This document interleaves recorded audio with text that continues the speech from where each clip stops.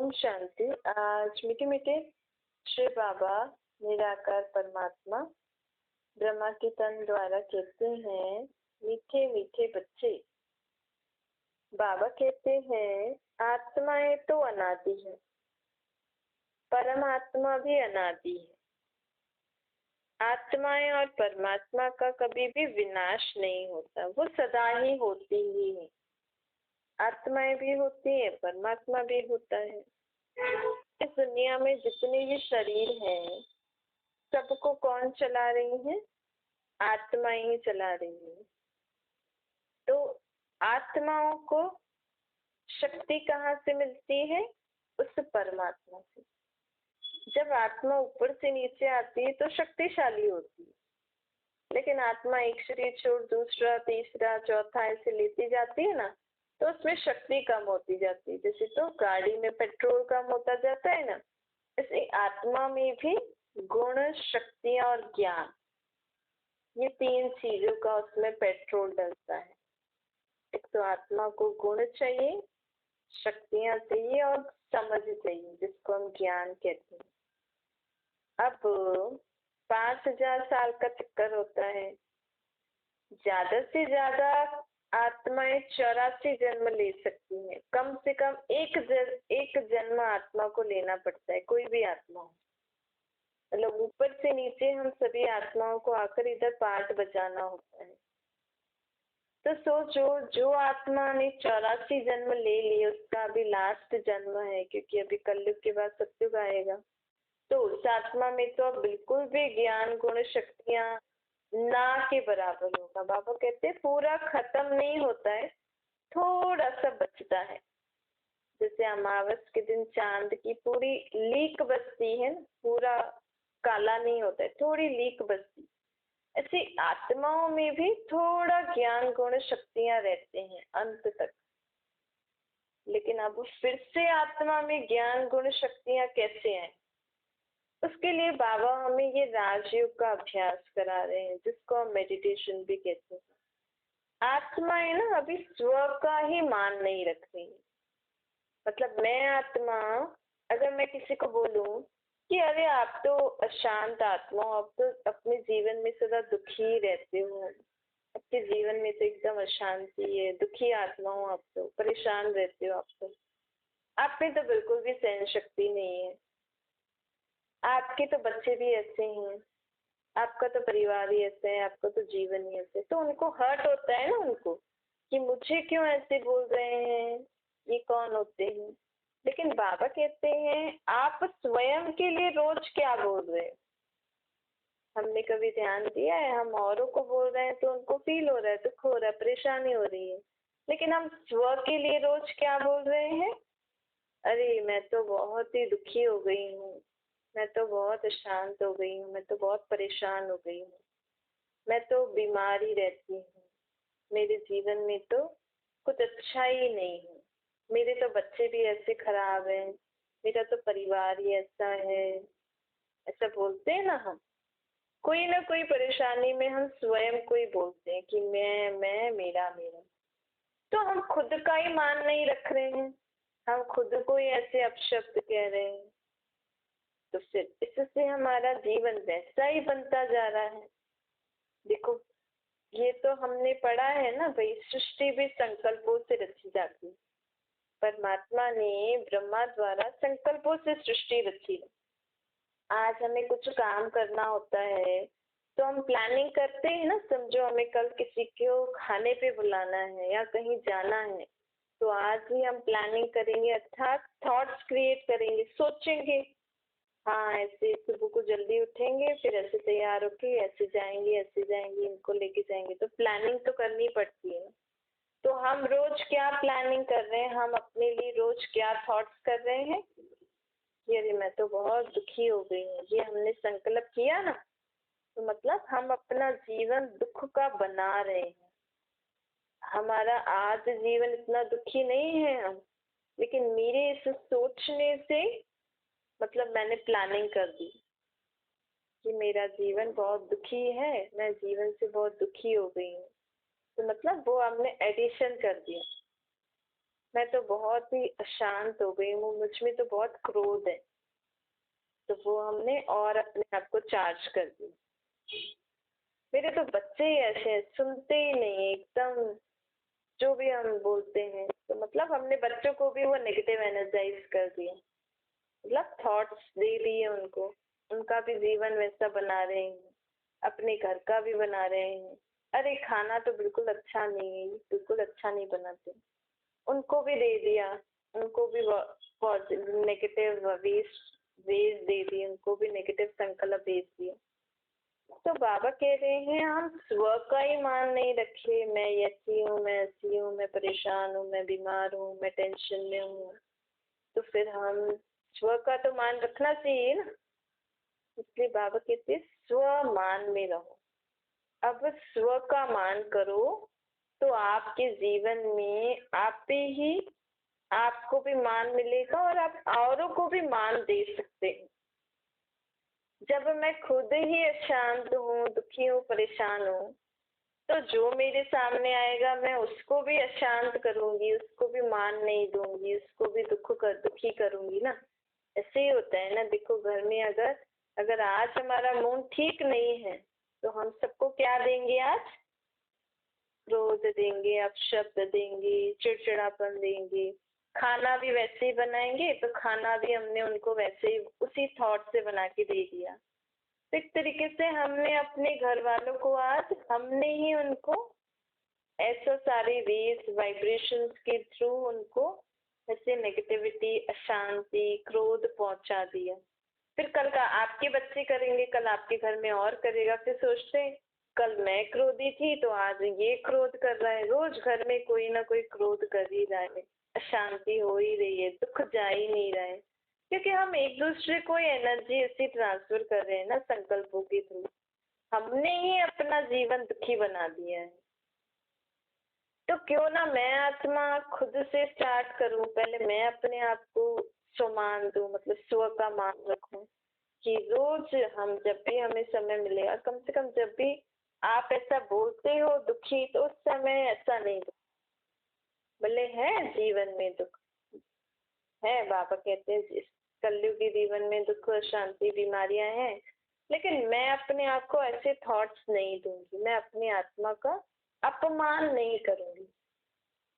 मैं अपने आप को सदा इसी मान में रखूंगी कि नहीं, मैं तो बहुत सुखी आत्मा हूँ। अंदर ही अंदर हमें संकल्प करना, मैं तो बहुत ही शांत आत्मा हूँ, मैं तो सदा ही खुश रहने वाली आत्मा हूँ। मेरा पूरा परिवार, घर के सब संबंधी आदि, मेरे बच्चे या जो भी हैं आपके, सब बहुत अच्छे हैं, बहुत सुखी हैं, बहुत शांत हैं। ऐसे ऐसे हमें शुद्ध संकल्पों का भोजन अपनी सृष्टि शुद्ध संकल्पों से खुद ही बनानी है। हमें अपना जीवन सुख खुशी वाला स्वयं ही बनाना है अपने विचारों से।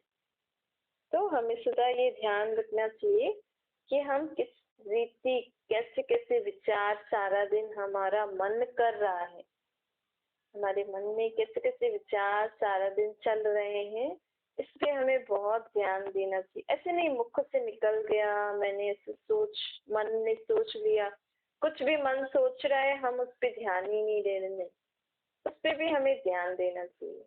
अब बाबा हमें आत्मा के ऊपर अच्छे से ज्ञान दे रहे हैं, क्योंकि आत्मा का जो मन है, जितना वह अच्छा सोचेगा उसका जीवन वैसे ही बनता जाता है। तो मूल कारण क्या है? हमारा मन। इसीलिए कहा जाता है मन मना भव। अपने मन को उस परमात्मा में लगाना है, अर्थात मन में वही बातें विचार करनी है जो हमें उस परमात्मा ने बताई है। मन में सदा परमात्मा की महिमा और गुणों का वर्णन करना चाहिए। उस परमात्मा से मेरा क्या संबंध है, वो संबंध मुझे मन में सदा याद रखना चाहिए। तो क्या होता है, मन जब परमात्मा से मिल जाता है, जब हमारे मन में जो बातें होती है वो हम परमात्मा तक पहुंचा देते हैं, तो परमात्मा हमें कहते हैं मैं तुम्हें बुद्धि में राइट सिग्नल देता हूँ। इसी को कहते हैं मन मना भव, और बुद्धि का योग परमात्मा से लगा रहे, अर्थात बुद्धि सदा परमात्मा से जुड़ी रहे। मन तो संकल्प करने में बिजी है, और जुड़ेगी कौन? बुद्धि। तो जब हमारे मन के संकल्प बाबा तक पहुंचते हैं, जब हम निराकार रूप में परमात्मा को याद करते हैं, तो परमात्मा हमारी बुद्धि को टच करता है। अर्थात परमात्मा हमें बुद्धि में सिग्नल भेजते हैं कि बच्चे ये करो, फिर हम उनको कर्मेंद्रियों से करते हैं, तो हमारे जीवन में सफलता आ जाती है। तो इसके लिए ट्रैफिक नहीं होनी चाहिए, मन में बहुत सारे विचार नहीं होने चाहिए। बाबा की याद में रहकर हम कोई भी संकल्प करेंगे तो हमें हमेशा राइट बात ही समझ पहुंचेगी हमारे पास कि हमें इस समय ये करना चाहिए।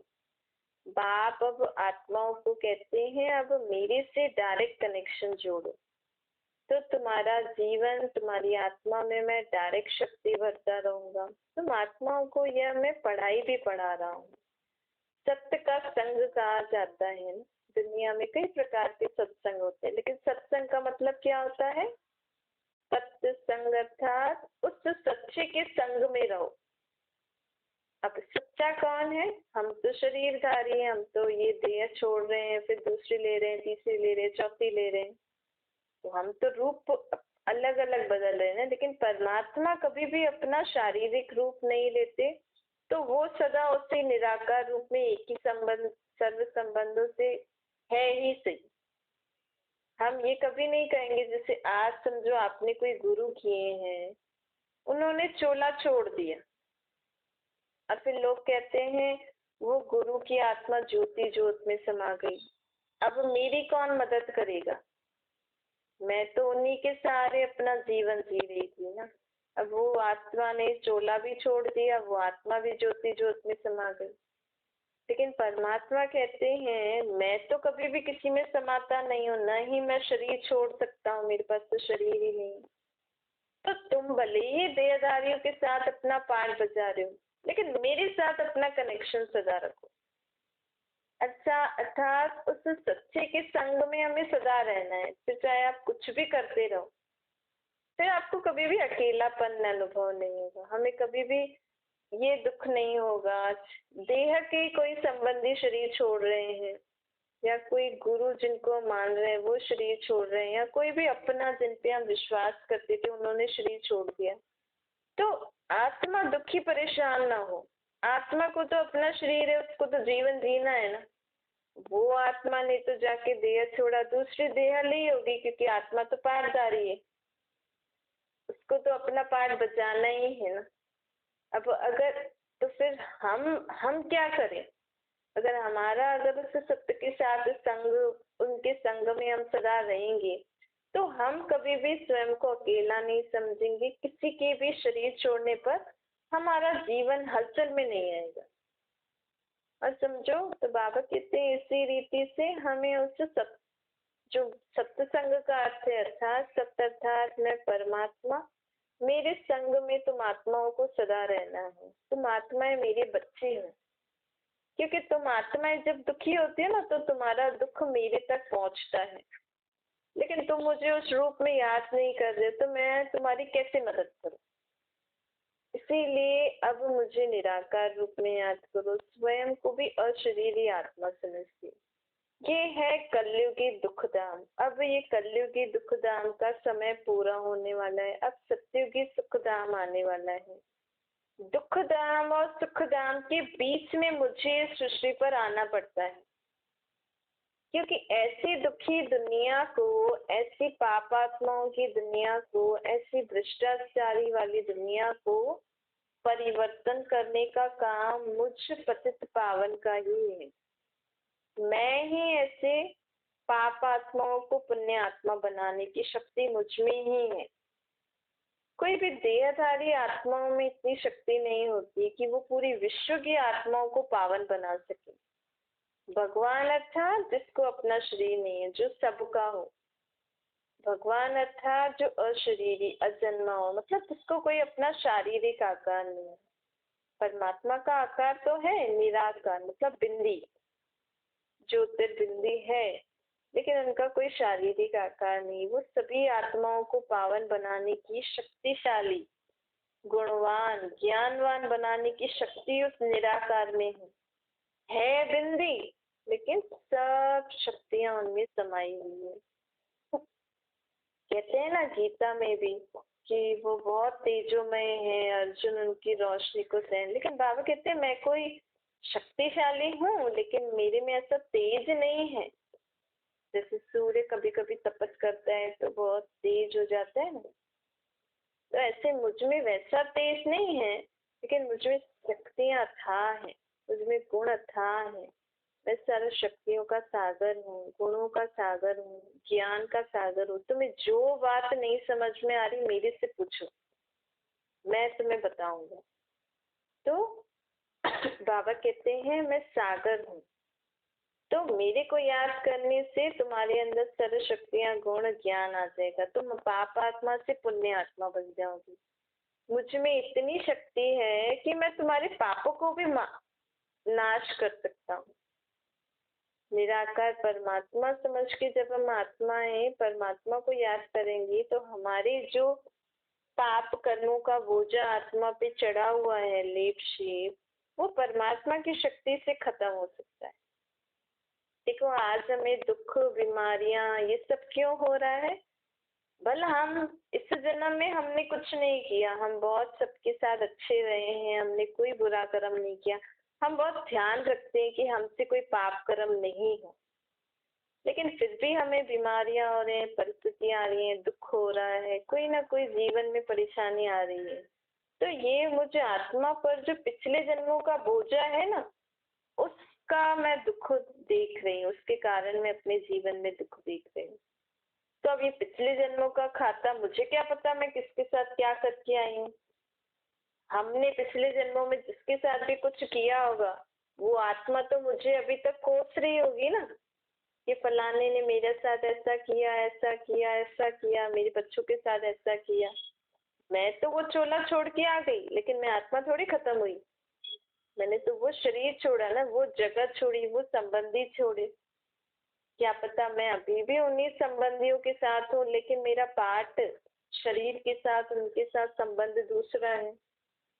मेरे ही सामने कोई, ये बात आप ध्यान दीजिएगा, जैसे आत्मा मैं ही हूँ, लेकिन मैं इसी घर में अब दूसरे संबंध से इसी घर में हूँ। मैंने पिछले जन्म में पिछले शरीर से, पिछले संबंध से इन्हीं के साथ कुछ बुरा किया है, और यही मेरे सामने अभी मेरे को ही कोस रहे हैं।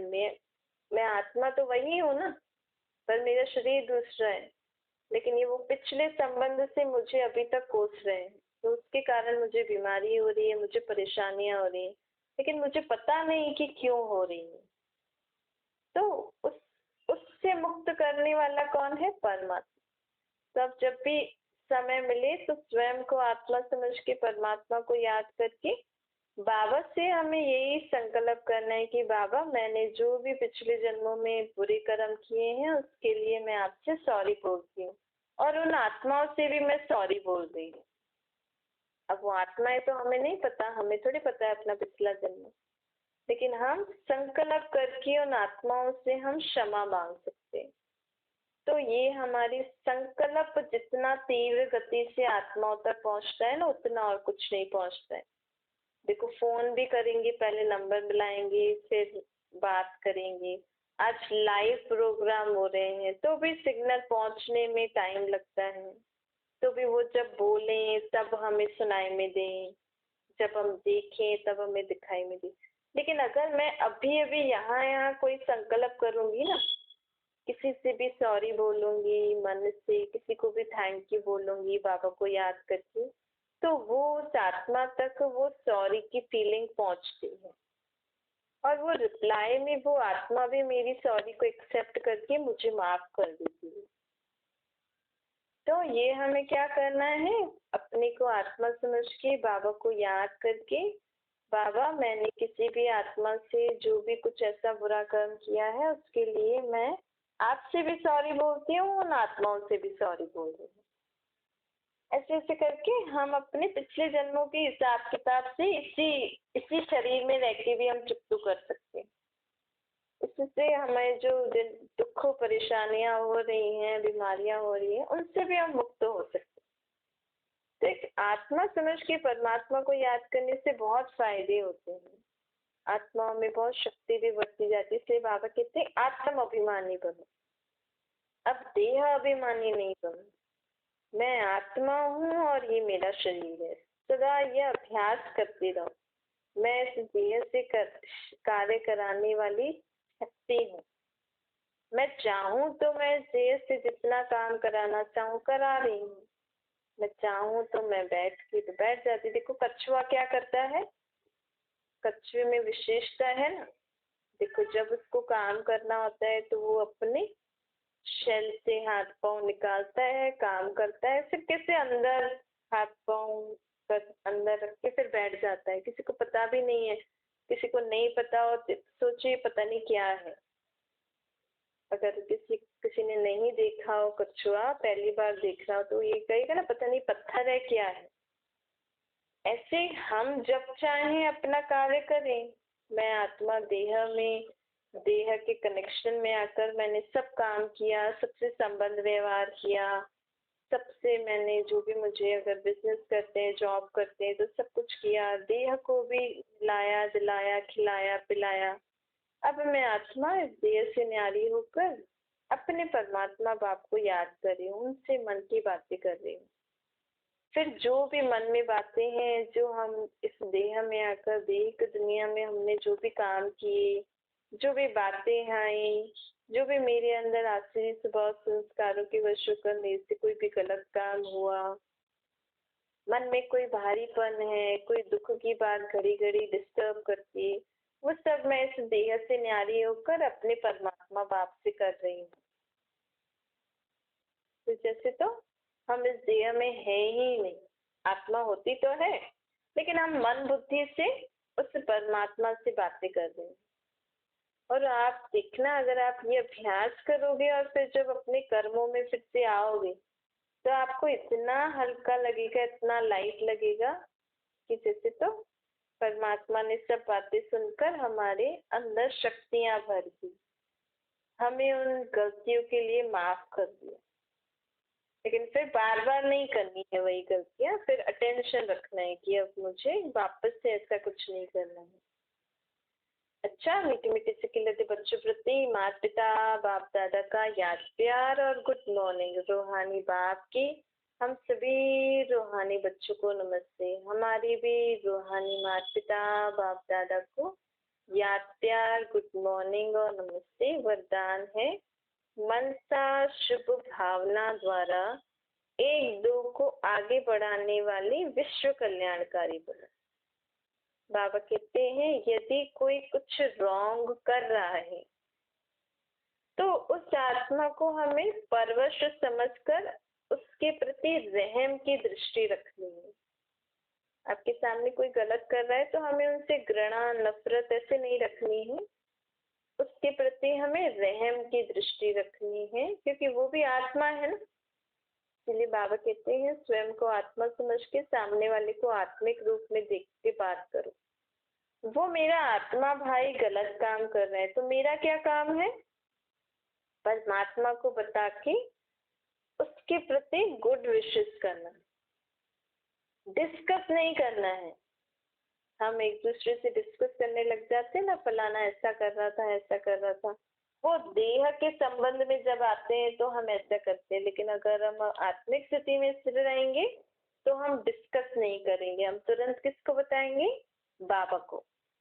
बाबा कहते हैं अगर कोई पत्थर से रुक जाता है तो आपका क्या काम है। उस अगर आपके सामने कोई पत्थर रखता है तो आप क्या करते, पार करके चले जाते हो उस। तो बाबा कहते हैं ऐसे ही कोई भी आत्मा अगर ऐसा गलत काम कर रही है तो आप भी उसकी बातें बाबा को बताओ और आगे निकल जाओ। उसकी बातों को मन में नहीं रखो, डिस्कस नहीं करो। हमेशा विशेषताओं को देखने वाला चश्मा पहन के रखो। बाबा कह रहे हैं अब आंखों में ऐसा चश्मा पहनो जिससे सिर्फ अच्छी ही बातें दिखाई में दे, बुरा कुछ दिखाई नहीं दे। जब हमें अच्छा अच्छा दिखाई देगा तो हम मन में भी अच्छा अच्छा विचार करेंगे, मुख से भी अच्छा अच्छा वर्णन करेंगे। हमारे अच्छे बोलने से, विचार करने से सब अच्छा हो जाएगा। तो बाबा कहते हैं अब किसी को वाणी से, और आजकल दुनिया में समय ऐसा चल रहा है कि किसी को हम मुख से समझाने दे, वाणी से अगर हम किसी को समझाने दे तो उन आत्माओं में इतनी शक्ति ही नहीं है।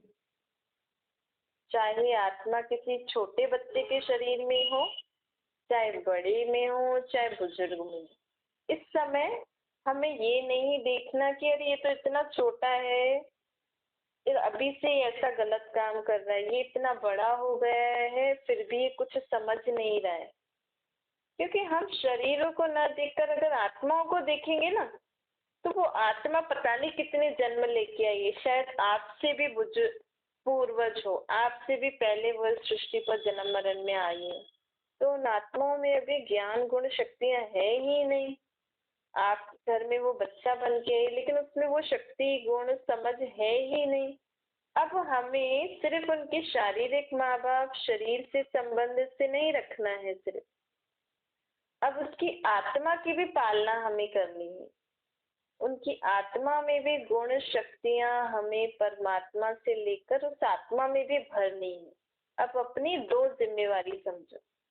अगर आप अपने घर में अपने शारीरिक संबंधियों को पाल रहे हैं, उनके प्रति आपकी ड्यूटी है, कोई भी संबंध से ड्यूटी हो, लेकिन आप सदा ये भी समझना, बाबा कह रहे हैं कि मैं शरीर से तो इनके साथ ये संबंध निभा रही हूँ, लेकिन असली जो मेरा इनके साथ नाता है आत्मा आत्मा भाई भाई का, तो अब मुझे परमात्मा को याद करके इन आत्माओं को भी परमात्मा द्वारा शक्तियां गुण ज्ञान देना है।